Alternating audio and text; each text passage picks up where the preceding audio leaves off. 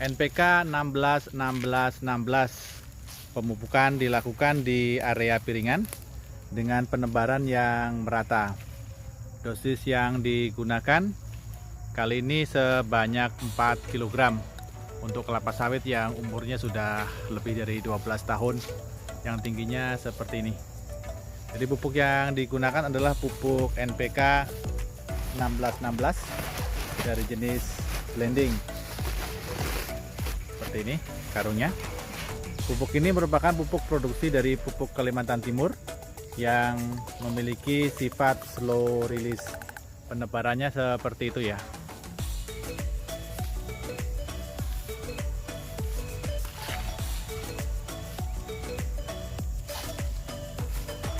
Pemupukan yang terbaik adalah dengan cara menebar merata. Semakin luas areal penebarannya, maka semakin banyak akar kelapa sawit yang mampu menyerap pupuk tersebut. Dengan dosis 4 kg, pemupukan ini termasuk kategori pupuk yang tinggi ya, dosisnya tinggi, yaitu dosis maksimum 4 kg. Jadi untuk pemupukan di tahun 2022 ini kita targetkan kemarin pemupukan di angka 10 kilo menggunakan pupuk NPK, yang mana panen di kebun ini di beberapa tahun kemarin hanya menghasilkan sekitar 22 ton.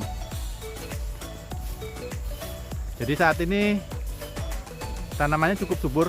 Kalau kita lihat ini buahnya pun juga cukup besar untuk beberapa pohon yang bisa kita lihat buahnya seperti ini. Nih ya, ini salah satu pohon yang masih pendek namun buahnya cukup besar. Ini kalau kita perhatikan secara seksama, kondisi daunnya ini sudah subur ya, melengkung seperti ini. Pemupukan baru kita lakukan hari ini dan kondisi pelepahnya ini sudah turun. Ini kalau kita lihat dari atas seperti ini.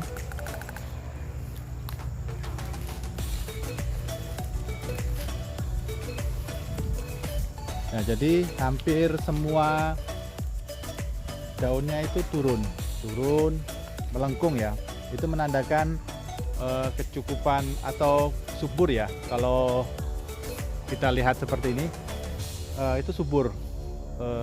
Pupuk yang kita berikan nampaknya cukup baik sehingga bentuk daunnya pun terlihat seperti ini, lentur ya, agak turun. Biasanya indikasi petani kalau melihat kesuburan tanamannya itu dilihat dari kelenturan dari pelepahnya. Apabila pemupukannya benar, maka pelepahnya ini turun seperti ini.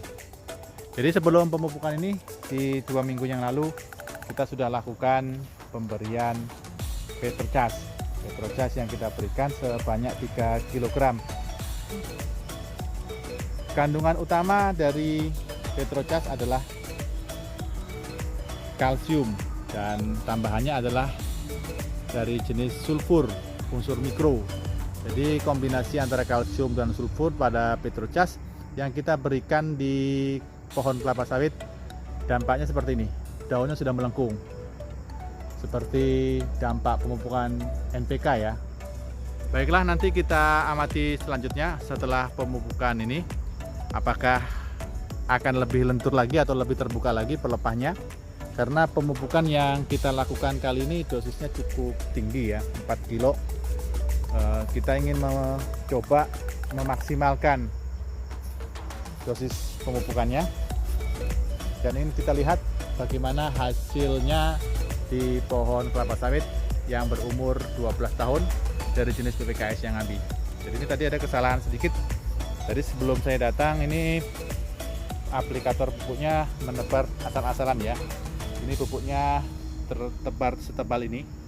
Nah, ini jarang dan ini tebal lagi. Nah, ini tidak merata ya. Pemupukan yang baik itu harus merata. Jadi di area piringan mulai dari arah batang 1 meter, kita harus melempar pupuknya ke arah luar. Jadi tebarannya yang paling bagus adalah merata. Karena dengan pupuk yang merata di area piringan, maka diharapkan semakin banyak akar tanaman yang mampu menyerapnya. Seperti ini ya, ini tadi masih salah yang ini tebal, di sini tebal lagi, yang ini agak bagus, ini rata sampai sini.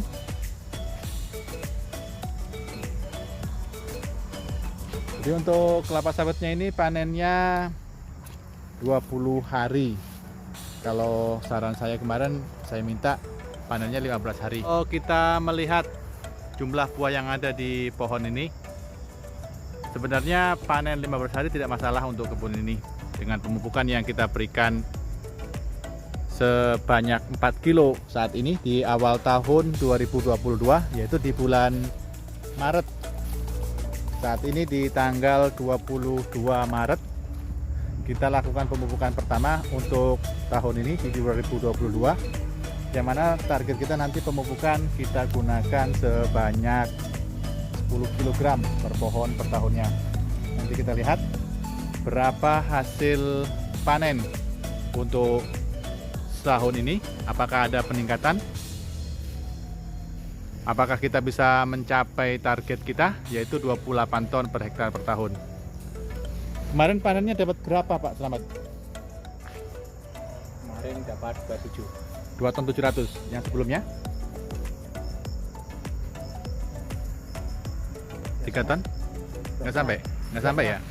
Belum sampai 3 ton ya selama 2022? Oh, sampai pertama itu kan 3 ton. Pertama 3 ton Januari ya. Nah, jadi ini kemarin panennya baru 2 ton 700-an kilo ya untuk lahan seluas 2 hektar. Panen kelapa sawit tidak bisa stabil, setiap bulannya angkanya berbeda-beda. Banyak sedikitnya panen tergantung pada kondisi cuaca, pemupukan dan perawatan. Untuk kebun ini dengan luas lahan 2 hektar sebenarnya populasi tanamannya masih kurang. Populasi tanaman yang efektif hanya sekitar 250 pohon. Hal ini disebabkan karena banyak pohon yang rusak seperti ini ya. Ini dulu bibitnya tidak bagus sehingga pertumbuhannya pun juga tidak normal. Yang di sini rusak, yang di sini ini juga jelek ya, bibitnya jelek. Kemudian yang di sebelah sini malah banyak yang mati nih, lihat ya, yang mati di sini. Kemudian ini juga jelek ya, ini pohonnya jelek.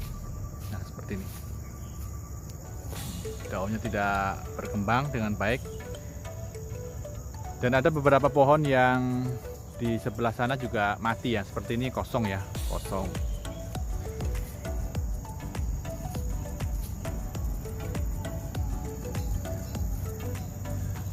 Yang bagus ini seperti ini. Sudah kita pupuk menggunakan NPK 13627 dan kesuburan tanamannya bisa terlihat baik. Namun kita juga perlu waspada apabila terjadi gejala seperti ini, daun yang keriting di bagian ujungnya. Ini disebabkan karena masih kekurangan unsur mikro, yaitu unsur boron. Pemupukan borat harus dilakukan di kebun ini untuk mencegah berlanjutnya daun-daun yang keriting seperti ini. Dampak dari kekurangan borat adalah daun yang keriting di bagian ujungnya.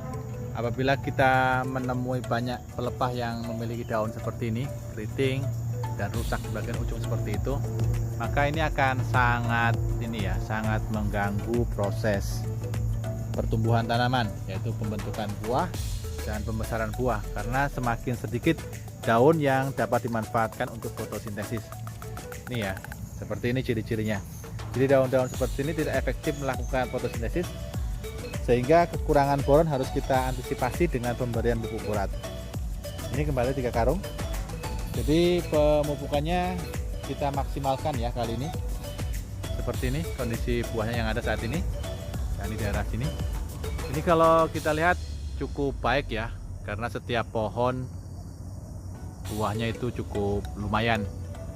Dan untuk perawatan kebun sendiri, ini kita coba kali ini di tahun ini, mulai tahun kemarin rumputnya itu tidak disemprot bersih. Kalau di video-video beberapa tahun yang lalu di kebun ini selalu bersih ya, kebunnya selalu bersih karena penyemprotan kita lakukan secara total. Namun untuk kali ini penyemprotan hanya kita fokuskan di area piringan, dengan harapan kelembapan di kebun ini bisa terjaga, yaitu dengan tetap mempertahankan pakis-pakis yang seperti ini, yang konon katanya bisa menjaga kelembapan kebun sehingga membantu meningkatkan produksi dari buah sawit yang dipanen dari kebun ini. Ini ya besar-besar ya buahnya yang sebelah sini ya. NPK 1616 sebenarnya tidak direkomendasikan untuk kelapa sawit yang sudah setinggi ini. Namun untuk saya pribadi, kali ini kita sengaja menggunakan pupuk NPK 1616 dengan harapan fosfat 16% ini bisa membantu pohon kelapa sawit kita yang ada di kebun ini menghasilkan bakal buah untuk tahun depan. Sebenarnya yang cocok untuk pohon yang seperti ini menggunakan NPK 13627, karena dengan penggunaan NPK 13627 buah yang ada di pohon ini seperti ini akan tumbuh lebih baik ya, buahnya akan lebih besar karena dengan kandungan 27% KCl sangat baik untuk meningkatkan kualitas buah dari tanaman yang kita pupuk dengan menggunakan pupuk tersebut. Seperti ini ya, ini semuanya buahnya besar-besar ya. Kalau kita lihat, bisa dilihat ini pohon yang sudah tinggi tapi buahnya tampak besar dari bawah sini. Demikian kondisi kebun petani sawit swadaya yang pemupukannya cukup dosis ya, bahkan mungkin berlebih, karena kali ini kita berikan sebanyak 4 kg pemupukan. Rencana pemupukan akan kita ulang setelah 4 bulan dari sekarang. Mudah-mudahan nanti kita bisa mendapatkan hasil panen yang optimal. Salam tandan berduri.